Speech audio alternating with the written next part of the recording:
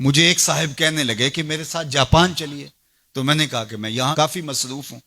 تو انہوں نے مجھے کہا کہ آپ ذرا چل کے دیکھیے تو صحیح، آپ کو 29 سال ہو گئے ہیں تبلیغ کرتے ہوئے، سمجھاتے ہوئے، اور 40 برس آپ کے والد گرامی کو بھی ہو گئے، اور پھر اس کے بعد آگے بھی آپ کے مشائخ، اور اسی طرح آپ اب مبلغین تیار کر رہے ہیں، جمعہ میں بھی یہی خطبہ ہوتا ہے، اجتماعات میں بھی یہی گفتگو کرتے ہیں. تو آپ جو تبلیغ کر رہے ہیں اور لوگوں کو یہ بتا رہے ہیں، یہ کوئی میرا فلسفہ نہیں ہے، تو میں آپ کو جس کا پابند بنانا چاہتا ہوں، یہ تمہارے رسول کی سنت ہے. جس پیارے سے تم ٹوٹ کے محبت کرتے، یہ اس کا طریقہ ہے کہ جھوٹ نہیں بولنا. کہا سمجھا سمجھا کے 29 سال جس قوم کو ہو گئے ہیں، آپ جاپان میں دیکھیے وہ کر رہے ہیں، اور نئی اقدار کو دریافت کرنے کے لیے آگے بڑھ رہے ہیں. یہ تو کر چکے ہیں، وہ کسی دغا نہیں کرتے، جھوٹ نہیں بولتے، کسی سے فراڈ نہیں کرتے. ان کو کسی مذہب نے نہیں یہ بتایا، ان کی ماں کی گود سے تربیت ملی کہ جھوٹ نہیں بولنا. اس کی ماں کی گود سے تربیت ملی کسی سے دھوکہ نہیں کرنا، کسی سے فراڈ نہیں کرنا. کیا ہماری مائیں جو حضور پر درود پڑھنا سکھاتی ہیں، یہ کیوں نہیں سکھاتی ہیں کہ کسی سے فراڈ نہیں کرنا ہے، کسی سے دھوکہ نہیں کرنا ہے؟ ہم کیا ممبر و محراب سے ساری زندگی اب اسی مشن پہ لگے رہیں گے کہ یہ نہیں کرنا، اور دنیا کو تسخیر کرنے کا خواب شرمندہ تعبیر رہ جائے گا؟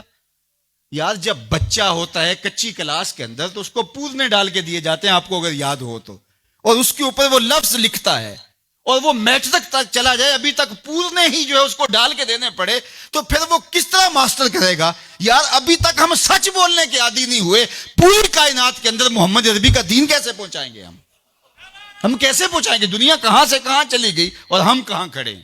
اکبر الہ آبادی نے کہا تھا مس پہ ہے اپنی نظر اور سیم ان کے ہاتھ میں. ہم ابھی تانبے کو دیکھ رہے ہیں اور وہ چاندی بھی اٹھا کے لے گئے. اب وہ کائنات کو تسخیر کرنے جا رہے ہیں، اور ہمارا بھی یہ مرحلہ طے نہیں ہوا کہ ہم سائے کو تنگ نہیں کرنا چاہیے، ہمارا یہ مرحلہ طے نہیں ہوا کہ کسی کو تکلیف نہیں دینی چاہیے. انسانی سوسائٹی، انسانی معاشرت کے خد و خال ہیں واضح، اور اسلام نہ بھی ہو تو کفر کے معاشروں کے اندر بھی یہ پایا جا رہا ہے کہ ہم سائے کو تکلیف نہیں دینی، کسی کو دکھ نہیں دینا، فراڈ نہیں کرنا، جھوٹ نہیں بولنا، 2 نمبر چیز نہیں بیچنی. اور ہم کیا ہیں؟ ہم تو دوائیوں کے اندر بھی ملاوٹ کر لیتے ہیں، اور مسلمان ہم ہیں جیسے ہم عاشق رسول ایسے زمانے میں کوئی نہیں.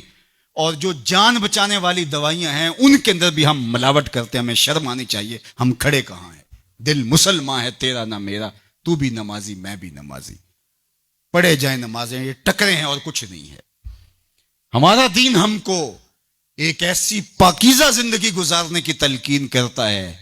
یار ہمارے سامنے حضور کا نقشہ ہو، ہمارے سامنے حضور کی تعلیمات ہوں، اتنا نور برس رہا ہو ان کی سیرت کے انوار کا، اور پھر بھی ہم اپنی زندگی جو ہے وہ درستی نہ کر پائیں، تو پھر کیا ساری زندگی ہم یہی کام کرتے رہیں گے؟ ساری زندگی یہی کہتے رہیں گے کہ جھوٹ نہیں بولنا، جھوٹ نہیں بولنا؟ کہتے رہیں گے ہم، اس سے انکار نہیں ہے، لیکن کائنات کو تسخیر کیسے کریں گے جب اس مرحلے سے نہیں نکلیں گے؟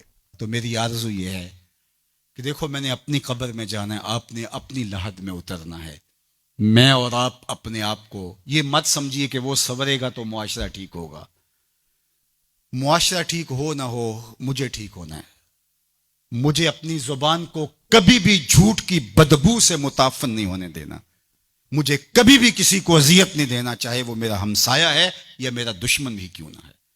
مجھے کسی کے لیے غلط نہیں سوچنا ہے، اور کسی کو نقصان پہنچانے کی منصوبہ بندی کی دور کی بات ہے، وسوسہ بھی آئے کسی کو نقصان پہنچانے کا تو اس کی بھی نفی کرنی ہے، کیونکہ میں اس آقا کا غلام ہوں جو رحمت للعالمین ہے. تو اس آقا کے لائے ہوئے نظام شریعت کو نافذ کرنے کے لیے ہمیں عملی قدم اٹھانا پڑے گا.